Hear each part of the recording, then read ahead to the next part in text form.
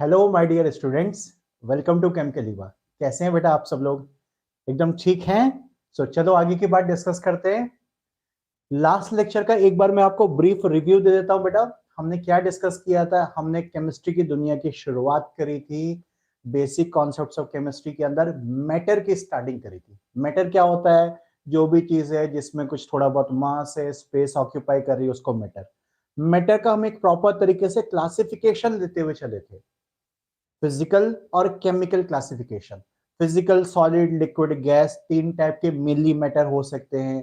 और chemical basis पे या तो प्योर सब्सटेंसेस होंगे या फिर मिक्सचर हो जाएगा।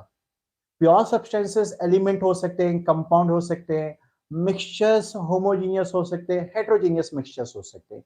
यहां तक की बातें हमारी लास्ट लेक्चर में हो चुकी थी बेटा। आज हम इससे आगे की कहानी लेके चलने वाले। देखो, हमें मेन मतलब है अब एलिमेंट और कंपाउंड से। एलिमेंट को ब्रेक डाउन करोगे तो आपको एटम्स मिलेंगे, मॉलिक्यूल्स भी मिल सकते हैं। कंपाउंड्स को ब्रेक डाउन करोगे तो आपको मॉलिक्यूल्स मिलेंगे। तो आज मैं आगे का जो डिस्कशन करने जा रहा हूं बेटा, आज का टॉपिक है हमारा एटम्स और मॉलिक्यूल से रिलेटेड। आप में से किसी को अगर कुछ पूछना है, लास्ट लेक्चर का कुछ भी डाउट है, तो जल्दी से मुझे मैसेज करो बेटा। अदरवाइज मैं टॉपिक को आगे कंटिन्यू कर रहा हूं। पूछना है बेटा किसी को तो पूछो जल्दी से, नहीं तो टॉपिक को आगे लेके चल रहे हैं बेटा। एक बार आप लोगों से तब तक बात कर लेते हैं भाई, क्लास में कौन कौन आ चुके हैं। और बहुत मैसेज आ गए, मैसेज तो काफी ऊपर चले गए भाई। कार्तिक, युवराज और कौशाकी, पवन, अमित, राहुल, विजय, ओके, अजितेश भी आ गए हैं क्लास में। गॉड ब्लेस यू एवरीबॉडी बेटा। और बेटा प्लीज बेटा ये अपने आईडी का प्रोफाइल नाम चेंज कर दो बेटा। अगेन देखो एरर करके कोई प्रोफाइल आ रहा है बेटा, अच्छा नहीं लगता मैं आपका नाम ऐसे लूं बच्चा। सो अपना ना अपना नाम जो आईडी नेम है बेटा चेंज कर लो उसको, ठीक है। चलें आगे बेटा, किसी को कुछ पूछना है लास्ट लेक्चर का कुछ भी? चलो फिर आगे कहानी शुरू करते हैं। हेडिंग देंगे बेटा सबके सब एटम्स एंड मॉलिक्यूल्स। पहले हम एटम्स की बात करेंगे, दोनों को साथ साथ लेके चलेंगे। आप सिर्फ एक हेडिंग दीजिए, एटम्स। एटम्स, सिर्फ एक हेडिंग दो, एटम्स। लिखो जल्दी से, एटम्स। देखो क्या होता है। अब फोकस करो, पेन डाउन कर दो, बिल्कुल यहां पर फोकस करो सबके सब बेटा। सबसे पहले कुछ एक गेम खेल लेते हैं, एटम और मॉलिक्यूल का गेम खेल लेते हैं। अगर किसी को कोई कंफ्यूजन हो तो गेम खेलने के बाद वो सारी चीजें क्लियर हो जाएंगी। मैं आपके सामने जो कुछ एग्जाम्पल लिख रहा हूं, बीच में एक कॉलम बना देता हूं, ब्लैंक कॉलम, जिसमें कुछ एग्जाम्पल लिख रहा हूं। आपको ये बताना है कि सर ये एटम में जाएगा या ये मॉलिक्यूल में जाएगा। ठीक है, रेडी सबके सब?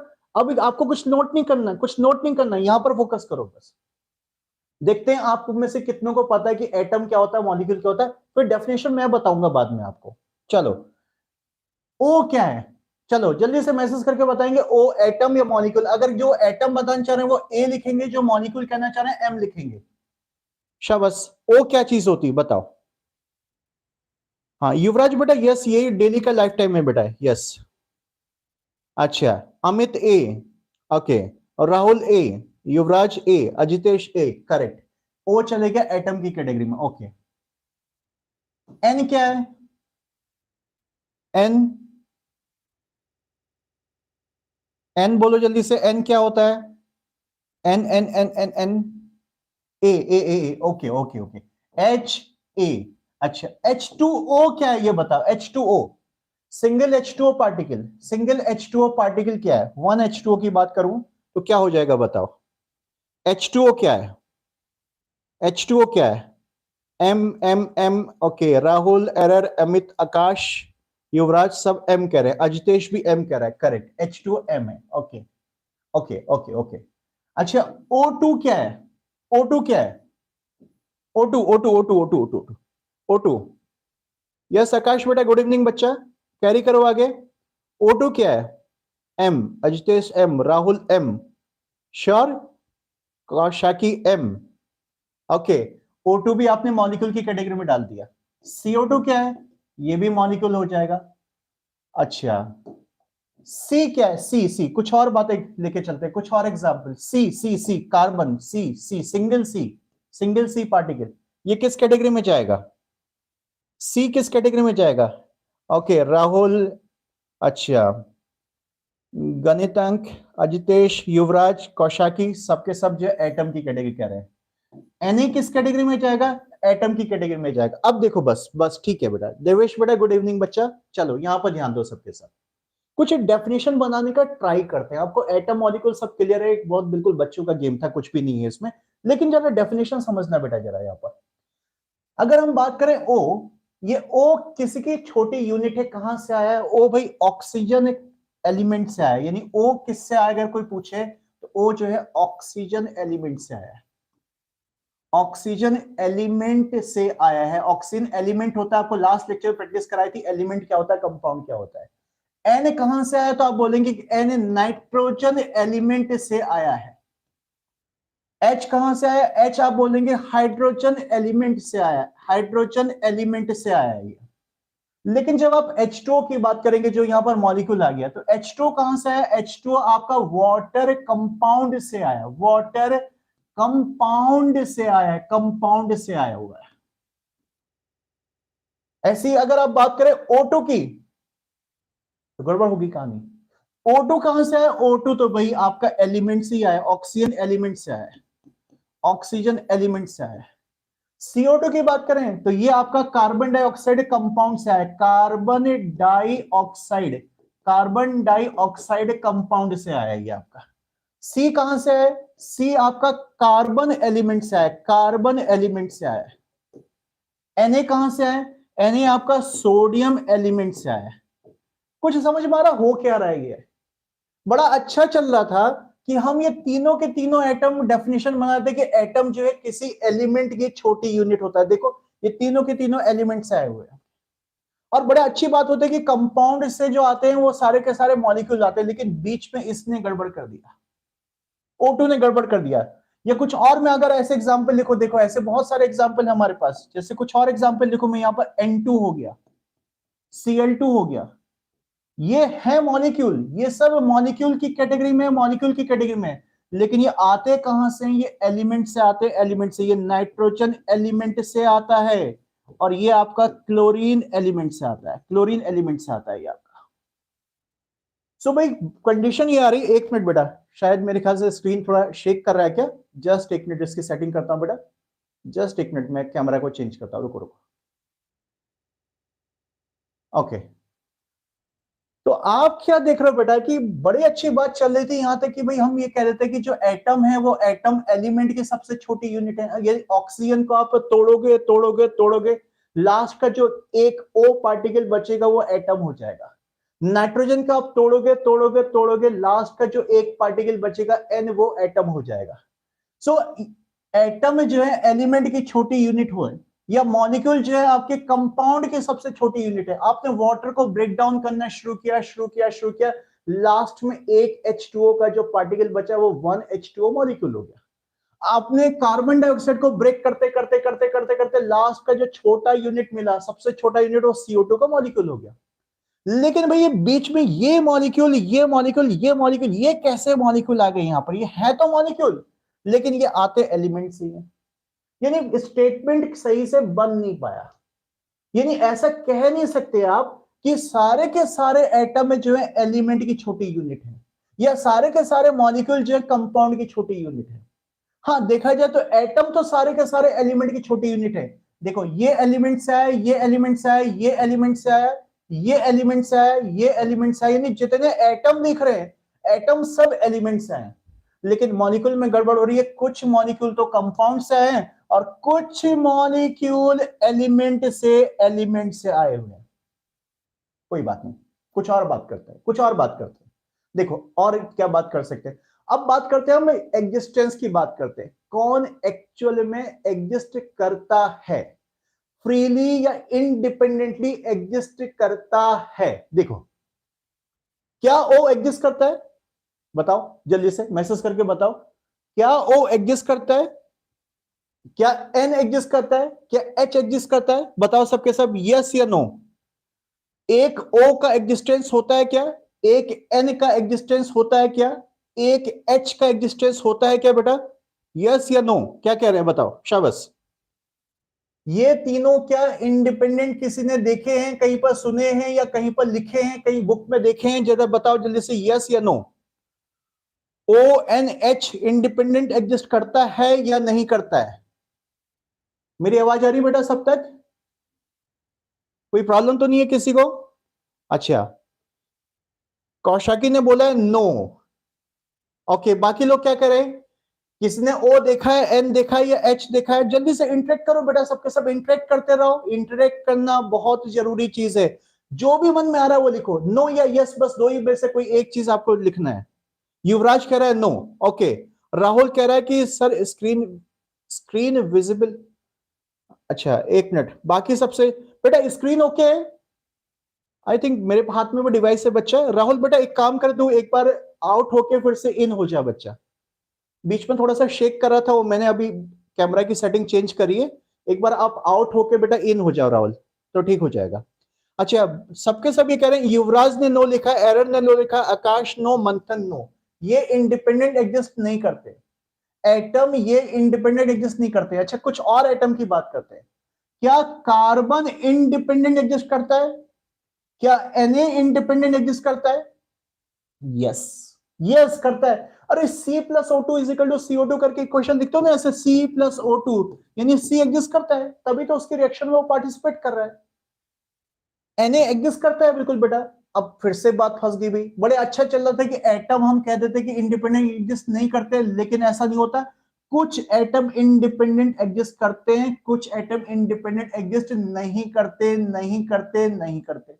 अच्छा चलो मॉलिक्यूल पे चलते हैं, मॉलिक्यूल पे चलते हैं। ये मैं कंफ्यूज नहीं कर रहा हूं आपको, ये कंफ्यूजन है बेटा। डेफिनेशन आज तक बन ही नहीं पाई, जस्ट हम ट्राई कर रहे हैं कुछ बनाने का इसमें। देखो H2O, H2O जो मॉलिक्यूल है ये एग्जिस्ट करता है? यस करता है। 1H2O, बिल्कुल हमने कई बार लिखा है, पढ़ा है, सुना H2O के बारे में। 1O2 मॉलिक्यूल बिल्कुल एग्जिस्ट करता है, H2 एग्जिस्ट करता है, ये तीनों एग्जिस्ट नहीं करते थे, क्रॉस लगा देता हूं। CO2 एग्जिस्ट करता है, N2 एग्जिस्ट करता है, Cl2 एग्जिस्ट करता है। बड़ी अच्छी बात निकली। जितने मॉलिक्यूल हैं वो सब एग्जिस्ट करते हैं, सब एग्जिस्ट करते हैं, सब एग्जिस्ट करते हैं। क्या मुझे कोई ऐसा मॉलिक्यूल का एग्जांपल दे सकते हो जिसका इंडिपेंडेंट फ्री एग्जिस्टेंस नहीं होता? आप लोगों के लिए है बेटा। क्या मुझे कोई ऐसा एग्जाम्पल दे सकते हो, कोई मॉलिक्यूल का एग्जाम्पल जो इंडिपेंडेंट या फ्रीली एग्जिस्ट नहीं करता है? बोलो शाबाश। कोई भी मॉलिक्यूल किसी के मन में आ रहा हो, सर ये मॉलिक्यूल मैंने सुना है, कहीं पर लिखा हुआ देखा है, और ये मॉलिक्यूल एग्जिस्ट नहीं करता, बताओ कोई भी मॉलिक्यूल ऐसा। एक्स बेटा, एक्स एक्स एटम होता है बच्चा, एटम होता है, एटम होता है। मैंने मॉलिक्यूल पूछा है आकाश, मॉलिक्यूल पूछा है बेटा, एक्स एटम होता है। कोई भी ऐसा मॉलिक्यूल नहीं है, ढूंढने से भी नहीं मिलेगा, मत ढूंढो उसको। मॉलिक्यूल सारे एग्जिस्ट करते हैं, मॉलिक्यूल सब एग्जिस्ट करते हैं। मैं ये सारी की सारी बातें फिर से बता रहा हूं। देखो, एटम और मॉलिक्यूल की बात चल रही है, एटम और मॉलिक्यूल्स की बात चल रही है। अब समझो, पूरा का पूरा कलेक्शन एक साथ लेके चलते हैं बेटा। O एटम है, N एटम है, Cl एटम है, H एटम है, C एटम है, Al एटम है, Na एटम है। मॉलिक्यूल की बात करें तो H2O मॉलिक्यूल है, NH3 मॉलिक्यूल है, N2 मॉलिक्यूल है, H2 मॉलिक्यूल है, O2 मॉलिक्यूल है, Cl2 मॉलिक्यूल है। देखो, जितने भी एटम हैं, जितने भी एटम हैं, किसी भी एटम को देख लो आप, ये सब के सब एलिमेंट से आए हुए हैं, सबके सब अपने अपने मेन एलिमेंट से आए हुए हैं। ये ऑक्सीजन एलिमेंट का छोटा पार्ट है, ये नाइट्रोजन एलिमेंट का पार्ट है, ये क्लोरीन एलिमेंट का पार्ट है, ये हाइड्रोजन एलिमेंट का पार्ट है, ये कार्बन एलिमेंट का पार्ट है, ये एल्यूमिनियम एलिमेंट का पार्ट है, और ये सोडियम एल्यूमिनियम का पार्ट है। अग्री कर रहे हैं? मॉलिक्यूल की बात करते हैं। मॉलिक्यूल में से कुछ मॉलिक्यूल तो कंपाउंड से आए हुए हैं, वाटर हो गया, अमोनिया कंपाउंड हो गया, ये कंपाउंड से आए हुए हैं। लेकिन कुछ मॉलिक्यूल एलिमेंट से आए हुए हैं, एलिमेंट से आए हुए हैं। N2 नाइट्रोजन एलिमेंट से आया, H2 हाइड्रोजन एलिमेंट से आया, ये ऑक्सीजन एलिमेंट से आया, ये क्लोरीन एलिमेंट से आया। तो क्या बोल सकते हैं बेटा? हम एक बात तो ये कंफर्म कर सकते हैं कि जितने भी एटम है वो सब एलिमेंट की छोटी यूनिट होते हैं। लेकिन जो मॉलिक्यूल है वो कुछ कंपाउंड के यूनिट होते हैं और कुछ एलिमेंट के यूनिट होते हैं। पहला पॉइंट थोड़ा सा गड़बड़ कर गया, मॉलिक्यूल में जाके गड़बड़ कर गया। अब दूसरा पॉइंट की बात करते हैं, इंडिपेंडेंट कौन एग्जिस्ट करता है। देखो आप यहां तक के जो एटम देख रहे हो ये इंडिपेंडेंटली एग्जिस्ट नहीं करते, नहीं करते। ये जो एटम नीचे लिखे हैं ये मैंने लिखे हैं जो इंडिपेंडेंट एग्जिस्ट करते हैं बेटा। सो एटम मे और मे नॉट हैव, यानी कुछ एटम का एग्जिस्टेंस होता है और कुछ एटम का इंडिपेंडेंट एग्जिस्टेंस नहीं होता। जिनका नहीं होता वो अपने मॉलिक्यूल फॉर्म में एग्जिस्ट करते हैं। जैसे O जो है O2 फॉर्म में एग्जिस्ट करता है, N जो है N2 फॉर्म में एग्जिस्ट करता है मॉलिक्यूल फॉर्म में, Cl Cl2 फॉर्म में एग्जिस्ट करता है, H H2 फॉर्म में एग्जिस्ट करता है, H2 एग्जिस्ट करता है, NH3 एग्जिस्ट। मॉलिक्यूल जितने भी हैं सबका इंडिपेंडेंट एग्जिस्टेंस होता है, होता है, होता है, होता है। बस समझने की बात है बेटा, तो डेफिनेशन तो नहीं बन पाएगी, फिर भी हम लिख लेते हैं। ये जितनी हमने बकवास बातें करी है, 2 पॉइंट मैंने बोले। पहला बोला कि किसकी छोटी यूनिट है, उसमें मामला फंस रहा था मॉलिक्यूल के लिए। दूसरा बोला कि भाई इंडिपेंडेंट एग्जिस्ट करेगा, तो एटम ने कहानी गड़बड़ कर दी, कुछ तो करेंगे कुछ नहीं करेंगे। हाँ मॉलिक्यूल कह रहा है कि हम सब एग्जिस्ट करेंगे, तो ऐसे ही लिखना पड़ेगा बेटा अगर डेफिनेशन बनानी। बाकी डेफिनेशन के पीछे कभी मत रहो बच्चा, जेई या नीट की प्रिपरेशन करनी तो सब बकवास बातें होती है। मैंने बस आपको समझ में आना चाहिए, इसलिए मैंने ये सारी चीजें बोली है बहुत इजी चीज। स्टार्टिंग के जितने भी लेक्चर रहेंगे बेटा एकदम बेसिक, एकदम बेसिक, जीरो से कहानी को स्टार्ट कर रहे हैं, बिल्कुल जीरो से स्टार्ट कर रहे हैं, लेकिन कुछ नहीं, धीरे धीरे कहानी स्टेप ऊपर बढ़ेंगे, ऊपर बढ़ेंगे, ऊपर बढ़ेंगे हम। जल्दीबाजी कुछ नहीं है। तो चलो लिखना शुरू करेंगे बेटा हम लोग। आप सबने हेडिंग क्या दिया था, एटम लिखा था बेटा, सबने एटम लिखा था बेटा। तो चलो जरा एटम के बारे में लिखेंगे। अच्छा आप में से कुछ जो बोल रहे हैं बेटा अभी रुक जाओ, एरर बच्चा He2 बेटा, ये He2 कुछ नहीं होता, अभी बात करता हूं बच्चा। मैं He2 कहां लिखा, मैंने लिख दिया क्या कहीं पर? नहीं, इसकी बात आ रहा हूं बेटा, अभी रुक जाओ, ठीक है, डाउट अभी बाद में पूछना। चलो एटम के लिए स्टेटमेंट लिखेंगे सबके सब, लिखेंगे सबके सब एटम के लिए स्टेटमेंट। इट इज, लिखो बेटा, it is smallest unit, it is smallest unit of an element, it is smallest unit of an element, of an element which may or may not have, which may or may not have independent existence, which may or may not have independent existence।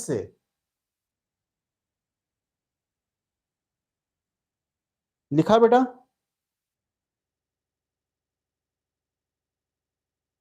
अब इसमें example लिख लो जल्दी से, कुछ example लिख लो बेटा। For example लिखो, ये एग्जाम्पल लिखे मैंने, ऐसे लिख दो O,N,Cl,H, लिखो ये स्टार्टिंग के 4 एग्जाम्पल, ये स्टार्टिंग के 4 एग्जाम्पल लिखो। इनके आगे ब्रैकेट में लिख लो नॉट हैविंग, आगे ब्रैकेट में लिखो बेटा नॉट हैविंग इंडिपेंडेंट एग्जिस्टेंस। आए तो एलिमेंट्स हैं लेकिन एग्जिस्ट नहीं करते, नॉट हैविंग इंडिपेंडेंट एग्जिस्टेंस। अब ये नहीं कि सर हम पढ़ क्यों रहे, अरे नॉलेज तो होनी चाहिए एटम क्या होता है, तो पढ़ इसलिए रहे हैं, ये गारंटी थोड़ी ना कि वो होगा या जिंदा मिलेगा या नहीं मिलेगा। Not having independent existence. ऐसे नीचे वाले ये 3 एग्जांपल लिखो बेटा, कार्बन हो गया, सोडियम हो गया, पोटेशियम हो गया, एल्यूमिनियम हो गया, आयरन हो गया, ये एग्जांपल लिखो नीचे वाले CAlNa। इसके आगे क्या लिखोगे, बोलो क्या लिखोगे? यस, आगे लिखो ब्रैकेट में having independent existence, having independent existence, having independent existence. Renu बेटा गॉड ब्लेस यू बेटा, ठीक है, एकदम कॉन्सेंट्रेट होकर बेटा पढ़ते रहो। Having independent existence. राहुल बेटा, हाँ बेटा कल 12th का क्लास होगा बेटा, कल क्लास कैंसिल करना पड़ गया था बेटा कुछ वजह से। सो क्लास बेटा नॉर्मल चलता रहेगा, जैसे मंडे वेंसडे फ्राइडे को 11th का और ट्यूसडे थर्सडे सैटरडे को 12th का होगा बेटा। अच्छा चलो अब जरा मॉलिक्यूल के बारे में लिखेंगे, हेडिंग लिखेंगे सबके सब मॉलिक्यूल, मॉलिक्यूल। लिखो मॉलिक्यूल। चलो स्टेटमेंट लिखेंगे बेटा, इट इज स्मॉलेस्ट यूनिट, लिखो लिखो लिखो बेटा, it is smallest unit of an element, of an element or a compound, of an element or a compound। गड़बड़ होगी ना कहानी, कुछ तो मॉलिक्यूल एलिमेंट से आते हैं, कुछ मॉलिक्यूल कंपाउंड से आते हैं, दोनों लिख दिया हमने, ऑफ एन एलिमेंट और अ कंपाउंड। बट लिखो लिखो, but it always have, it always have independent existence, it always have independent existence,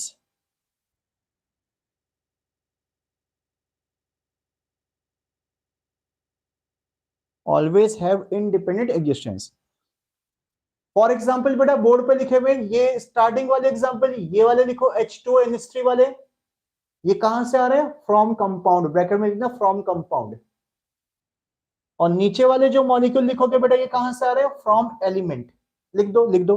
अभी आप लोग के डाउट बात कर रहा हूं बच्चा, अभी बात कर रहा हूं, ठीक है, अभी बात करता हूं बेटा, आप लोग के मन में जो जो डाउट आ रहे हैं अभी बात कर रहा हूं बेटा।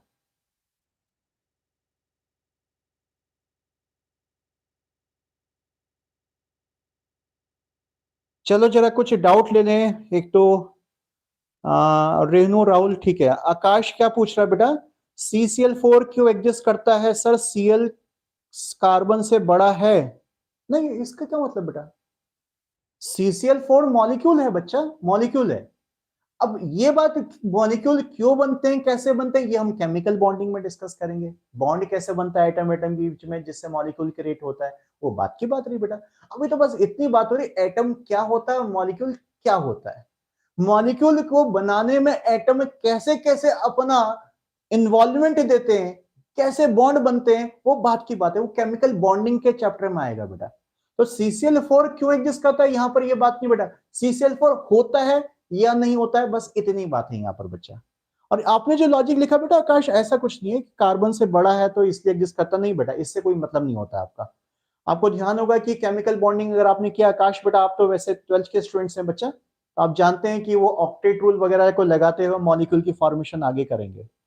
अच्छा, अजितेश ने पूछा कि सर मेटल इंडिपेंडेंट एग्जिस्टेंस करते हैं या नहीं, बिल्कुल करते हैं बच्चा। मेटल तो सारे, मेटल का छोटा पार्टिकल जैसे सोडियम लिखा था मैंने, देखो यहाँ पर एक Na पार्टिकल एग्जिस्ट करता है, एक Al पार्टिकल एग्जिस्ट करता है, एक आयरन का पार्टिकल एग्जिस्ट करेगा बेटा। मेटल सारे के सारे, मेटल का जो सबसे छोटा पार्टिकल है वो एटम है, और मेटल का सबसे छोटा पार्टिकल जिसको एटम बोल रहे हैं वो इंडिपेंडेंट एग्जिस्ट कर सकता है, वो बात अलग है बेटा। आप लोग के मन में एक और बात आ रही होगी, सिर्फ एग्जिस्ट करता है का मतलब क्या है, मतलब कहने का मतलब कि वो रिएक्शन में पार्टिसिपेट कर सकता है। अब वो बात नहीं बेटा, एक एटम को निकालना बहुत मुश्किल होता है, इतना छोटा होगा वो हाथ में थोड़ी ना आएगा, दिखेगा भी नहीं यार, बहुत छोटा साइज होता है इनका जो है, बहुत छोटा साइज होता है, लेकिन अगर जरूरत पड़ेगी तो रिएक्शन में पार्टिसिपेट कर सकता है। ये कहने का मतलब है कि अकेला एक एटम इनका मेटल का वो जिंदा मिलता है, जिंदा होता है, H का जिंदा नहीं होता, N का जिंदा नहीं होता, O जिंदा नहीं होता, O O2 के फॉर्म में रहता है, N N2 के फॉर्म में रहता है, Cl Cl2 के फॉर्म में रहता है, H H2 के फॉर्म में होता है। अजितेश को आंसर मिल गया होगा। खुशी बेटा गुड इवनिंग। अच्छा, कुशाग्र कह रहा है कि sir I have doubt but it is different from the topic so I can ask because yesterday your class was cancelled. हाँ कुशाग्र बेटा, अगर आपका बच्चा 12th से रिलेटेड है बच्चा तो 12th की बात कर लेना बेटा। हाँ अगर 11th से रिलेटेड है तो you can ask, no problem बेटा। 11th से रिलेटेड है तो नो प्रॉब्लम। 12th वाले डाउट 12th में बेटा, क्योंकि जो नए 11th के स्टूडेंट्स आए बेटा उनको कंफ्यूजन हो सकता है कुछ, ठीक है बच्चा।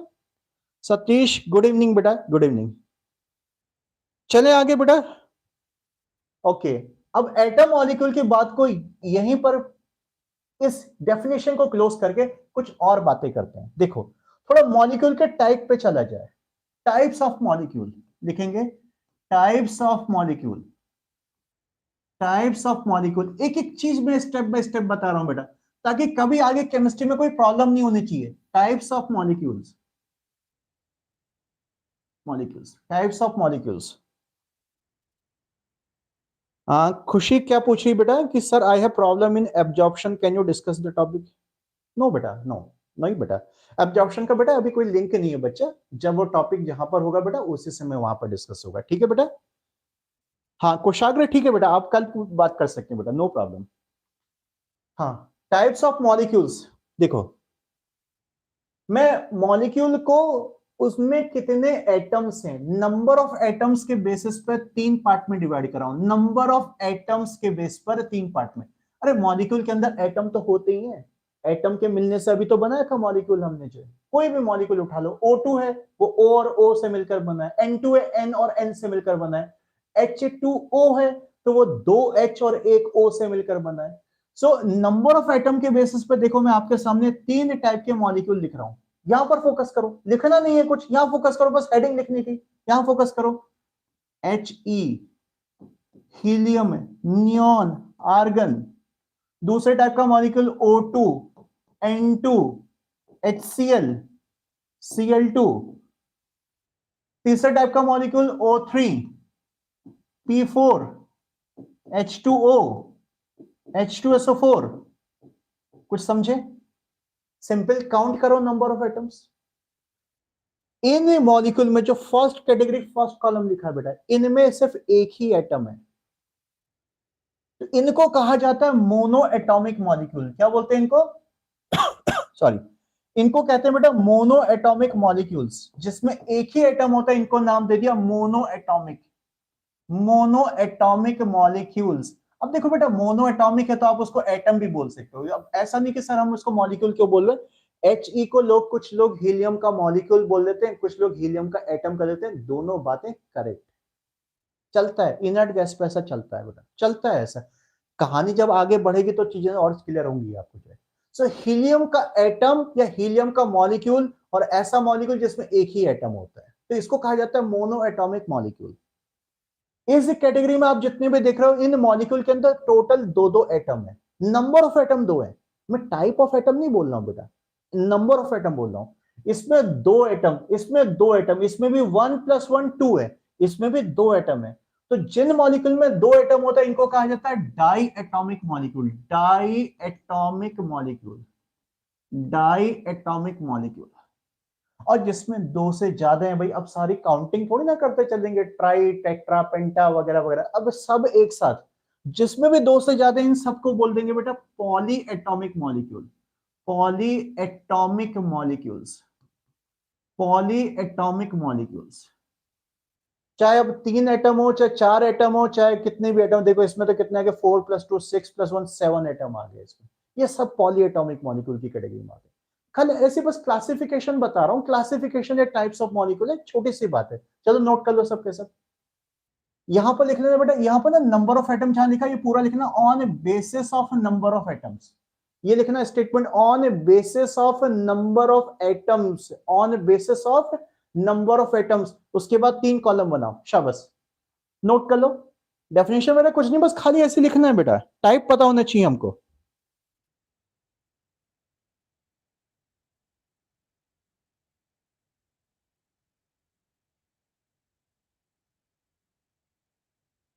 खुशी बेटा एलोट्रॉप वगैरह की बात बच्चा आगे आएगी बेटा, कभी बाद में पढ़ेंगे, आज अभी एलोट्रॉप से मतलब नहीं है बेटा। आई थिंक खुशी या तो आप बेटा आगे का टॉपिक किए हुए हैं, आप मे बी 12th या 12th पास के स्टूडेंट हैं, या हो सकता है आपने सिलेबस पहले किया होगा बेटा, ये अभी 11th का एकदम फ्रेश स्टार्ट हो रहा है बेटा। अब आप बोलेंगे कि सर 5th चैप्टर का बता दो, 7th चैप्टर का बता दो, 17th चैप्टर का बता दो, बेटा वो जब चैप्टर होंगे आगे तब डिस्कस करेंगे बेटा, अभी जो करंट टॉपिक चल रहा है बच्चा उससे बात करो। और अदरवाइज बेटा आप मेरे जो दूसरे जो बैचेस होते हैं, जो पर्सनल प्रीमियम बैचेस होते हैं बेटा, उसको ज्वाइन कर लो, वहां पर फेस टू फेस बात होगी, आपको जो डाउट होगा मैं इमीडिएटली बता दूंगा, ठीक है बेटा। लिखा सबने, जल्दी नोट करो भाई, monoatomic, diatomic, polyatomic, mono di poly. एक और टाइप का क्लासिफिकेशन देखो, हो गया नोट में ये सबका? अरे हो गया ना नोट ये सबका? चलो एक और टाइप का क्लासिफिकेशन देखो बेटा, एक और टाइप का क्लासिफिकेशन देखो।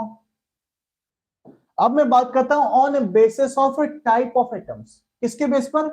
टाइप ऑफ एटम के बेसिस पे मॉलिक्यूल की बात कर रहा हूं, टाइप ऑफ एटम्स के बेसिस पे, types of atom, sorry types of atoms के बेसिस पर, नंबर नहीं, अब टाइप के बेसिस पे। ये भी मॉलिक्यूल का टाइप है आपका, बट एटम कैसे कैसे हैं उसके बेसिस पर डिवीजन हो रहा है, क्लासिफिकेशन हो रहा है। देखो दो कैटेगरी में डिवाइड करूंगा, बस दो कैटेगरी में डिवाइड करूंगा।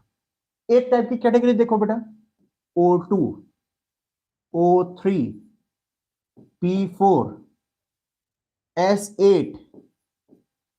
हाँ ये मॉलिक्यूल होते हैं सब।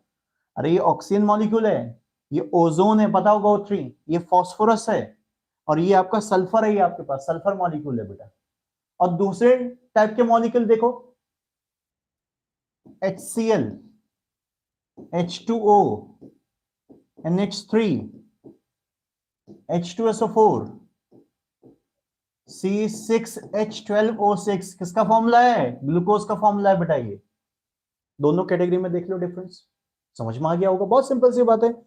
जिन मॉलिक्यूल में एक जैसे एटम होते हैं, देखो पहला वाला कॉलम क्या है बेटा, एक जैसे एटम है, जैसे O2 है, इसमें दोनों के दोनों एटम जो ऑक्सीजन के एटम्स हैं। O3 है, तीनों एटम ऑक्सीजन के। P4 है, चार के चार एटम P हैं। S8 है, आठ के आठ एटम सल्फर सल्फर सल्फर एक जैसे हैं। तो जिन मॉलिक्यूल में एटम्स सिमिलर होते हैं, इनको कहा जाता है होमो एटॉमिक मॉलिक्यूल्स। होमो, सिमिलर के लिए होमो वर्ड यूज होगा, होमो एटॉमिक, होमो एटॉमिक मॉलिक्यूल्स, होमो एटॉमिक मॉलिक्यूल्स। और जिनमें बेटा एटम के टाइप अलग अलग, मतलब सारे टाइप एक जैसे नहीं होने चाहिए। जैसे एक H आ गया, एक Cl आ गया, नंबर से मतलब नहीं, बट H और Cl अलग अलग टाइप आ गए। H2 के अंदर H आ गया और O आ गया। अमोनिया के अंदर N आ गए और कुछ हाइड्रोजन के एटम आ गए। ग्लूकोज के अंदर कुछ कार्बन के एटम है, कुछ हाइड्रोजन के एटम है, कुछ ऑक्सीजन के एटम है। तो जब एटम के टाइप अलग अलग हो जाए तो इनको कहा जाता है hetero atomic molecules, hetero atomic molecules, hetero atomic molecules. So homo atomic, जैसे कल क्लासिफिकेशन हुआ था ना बेटा मिक्सचर का, याद है ना मिक्सचर का क्लासिफिकेशन? अरे होमोजीनियस मिक्सचर, हेट्रोजीनियस मिक्सचर, वही वर्ड, मतलब वो मिक्सचर का था, वो अलग चीज थी, ये अलग चीज है। कह रहा हूं कि वर्ड उसी टाइप से यूज हो रहा है। सो होमो एटॉमिक, हेट्रो एटॉमिक, लिखो इसको भी। पहले यहां पर लिखना बेटा on basis of type of atoms, on basis of types of atoms. उसके बाद ये दो पार्ट नोट कर लो, चलो नोट कर लो, शाबाश नोट कर लो बेटा।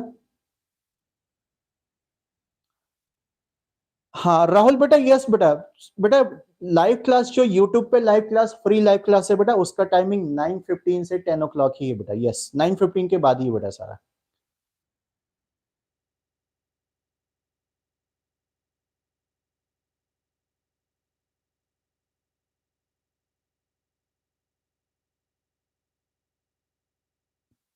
नोट किया? होमो एटॉमिक, हेट्रो एटॉमिक। अजय बेटा आप काफी लेट आ रहे हैं बच्चा।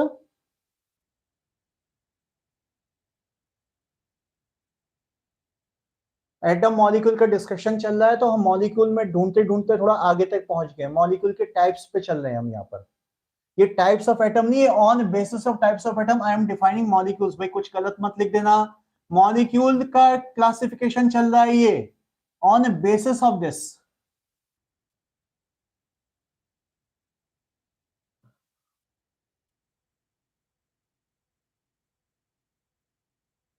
हाँ होमो एटॉमिक, कुशाग्र बेटा होमो एटॉमिक बेटा, होमो एटॉमिक बेटा, होमो एटॉमिक।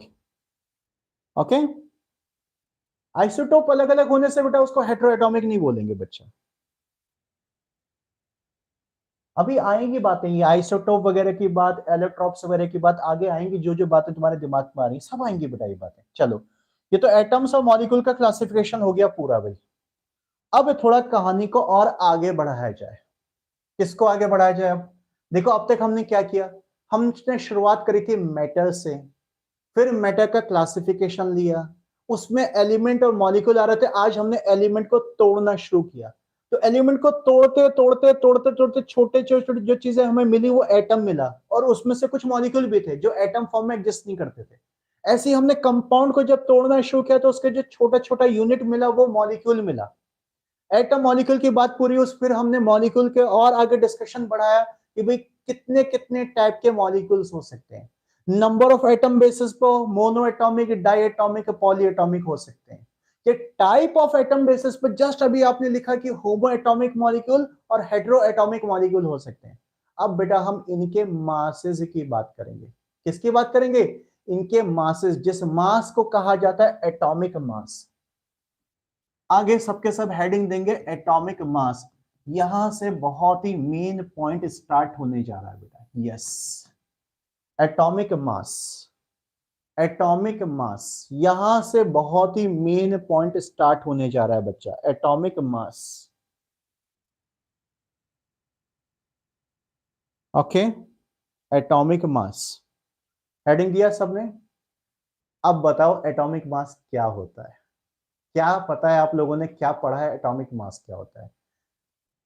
एटॉमिक मास किसका मास है, क्या चीज है, जो भी जिसने पढ़ा है, थोड़ा सा मुझे ये प्रॉब्लम है बेटा कम्युनिकेशन।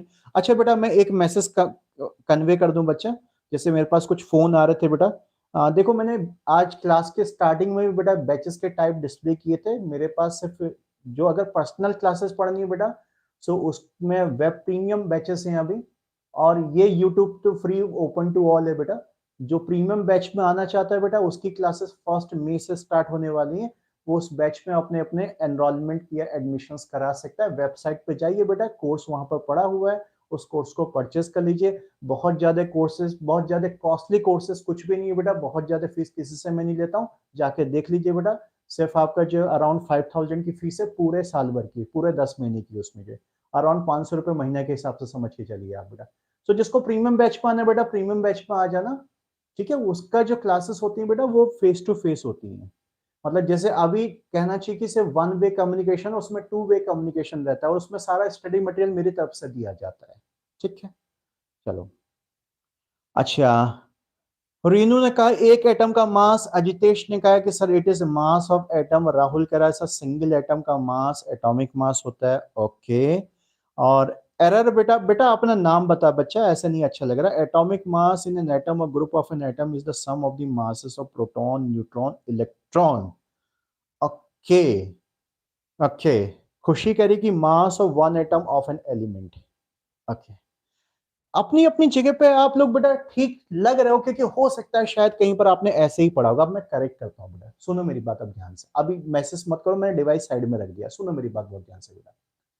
देखो, अगर हम एटम के मास की बात करें कि भाई आपने बोला एक एटम का मास, जैसे ऑक्सीजन का एटॉमिक मास कितना होता है? 16 होता है। नाइट्रोजन का एटॉमिक मास कितना होता है? 14 होता है। मतलब ये बाई प्रैक्टिस याद हो जाएगा, ऐसा नहीं कि सर हमें पता नहीं कितना होता है, वो चिंता मत करो। मैं कुछ कॉन्सेप्ट समझा रहा हूँ, जरा ध्यान देखो, यहां पर ध्यान दो, लिखना नहीं अभी कुछ। एच का एटॉमिक मास कितना होता है? इतना होता है, आप ये बोलते हो। Cl का एटॉमिक मास कितना होता है? 35.5 होता है। अब आप जरा ये सोचो बेटा, एक एटम कितना बड़ा होता है? क्या आपको लगता है कि एक ऑक्सीजन का एटम 16 ग्राम के बराबर होगा? क्या लगता है नाइट्रोजन का एक एटम 14 ग्राम, या हाइड्रोजन का एक एटम 1 ग्राम, या Cl का एक एटम जो 35.5 ग्राम होगा? नहीं हो सकता ना। एटम कितना होगा? हाथ में देखने को भी नहीं मिलेगा आपको, बिल्कुल आंखों से नहीं दिखाई देगा। इतना छोटा कि आपको अच्छा वाला माइक्रोस्कोप यूज करना पड़ेगा। अच्छा अच्छा अच्छा अच्छा अच्छा, पता नहीं, एक्सपेरिमेंटली चीजें पता चल पाएंगी कि हाँ भाई इसके अंदर एटम होता है। सो इतने छोटी चीज का इतना बड़ा मास कैसे हो सकता है? सो ये बात आज के बाद करेक्ट करो कि एटॉमिक मास कभी भी एक एटम का एब्सोल्यूट मास नहीं होता है, नहीं होता है, नहीं होता है मेरे बच्चे।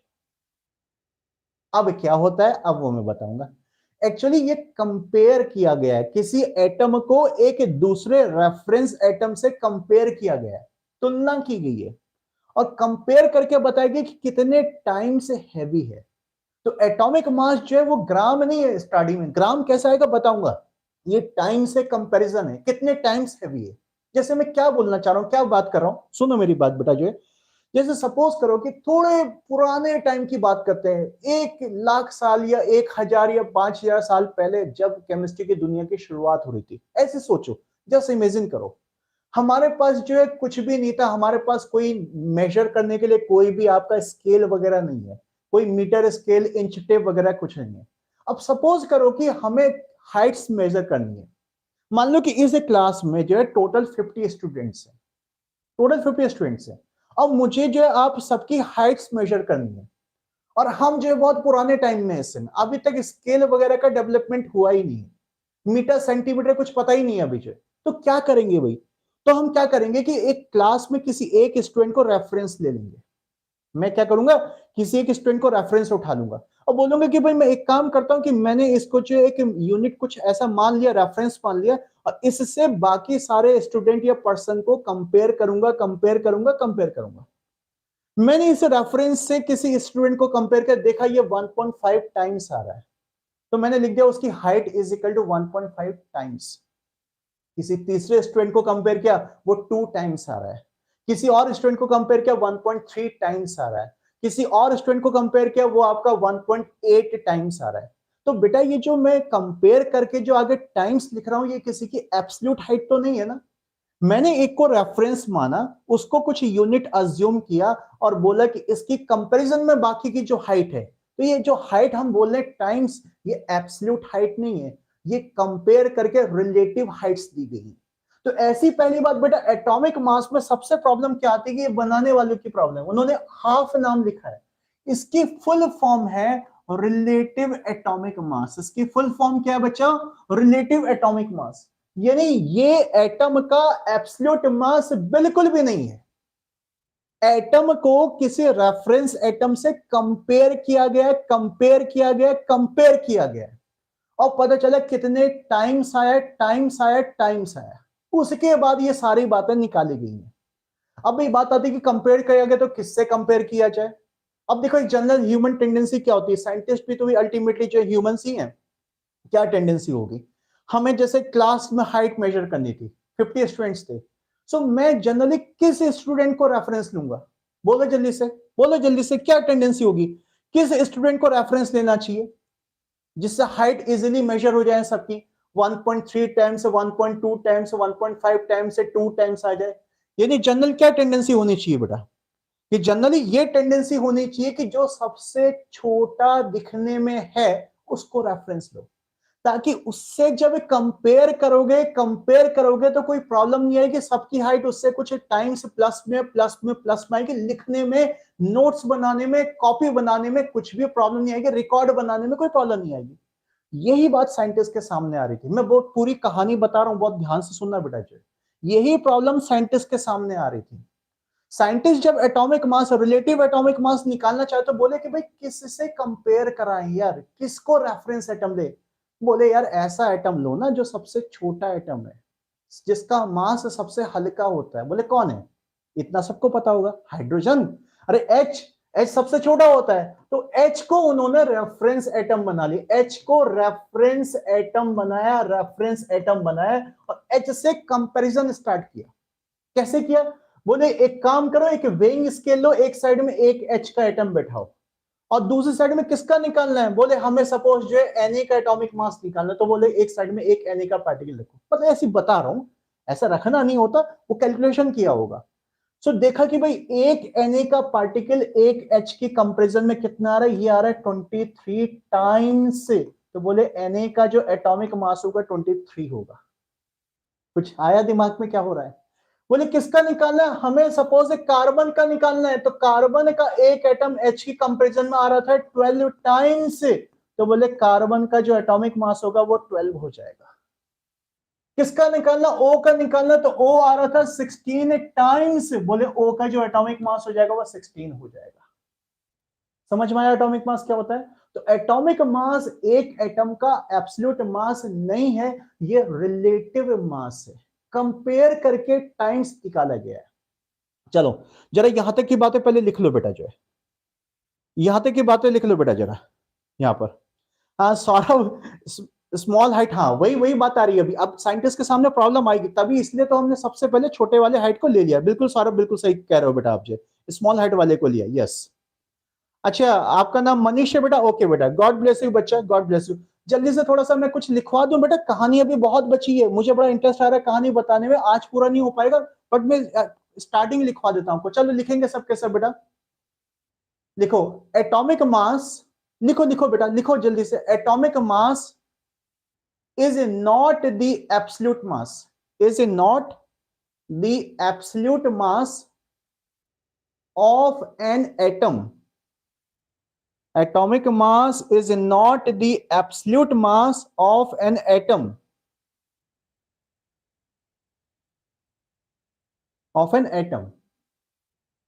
but लिखो बेटा, but it is relative atomic mass. लिखो, it is a relative atomic mass. relative atomic mass. That means, आगे बढ़ाओ, that means how much times,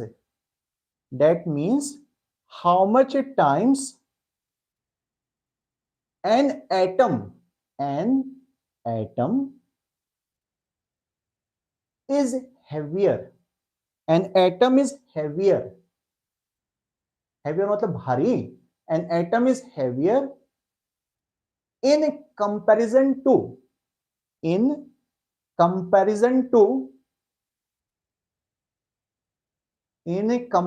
one unit of reference atom. 1 unit of reference atom. 1 unit of reference atom. जरा इस line को underline करेंगे सबके सब बेटा. How much times से लेकर how much times an atom is heavier in comparison to 1 unit of reference atom. Underline करो, ये मेन बात है, ठीक है बेटा. कंपैरिजन हो रहा है, ये एब्सोल्यूट मास नहीं है आपका, कंपैरिजन हो रहा है. देखो इसका फॉर्मूला लिखना चाहे, अभी बात बहुत बची हुई बेटा, ये कहानी मैं फिर कल लिखा दूंगा. मैं जस्ट पहले एक फॉर्मूला लिखवा देता हूं. देखो क्या atomic mass is equal to क्या चीज होती है, हमें जो है कंपेयर करना है. तो जिसका एटॉमिक मास निकालना, उसके एक एटम को, मास ऑफ वन एटम, उसको रेफरेंस एटम से डिवाइड कर दो. अरे कंपेयर करने के लिए डिवाइड करना, तभी तो टाइम्स आएगा ना बेटा. जो डिवाइड मैथमेटिकली तो डिवाइड ही बोलेंगे ना उसको. Mass of 1 unit of reference atom. अभी ऐसा लिख लो. कल नहीं, मतलब नेक्स्ट लेक्चर कब होगा अब आपका?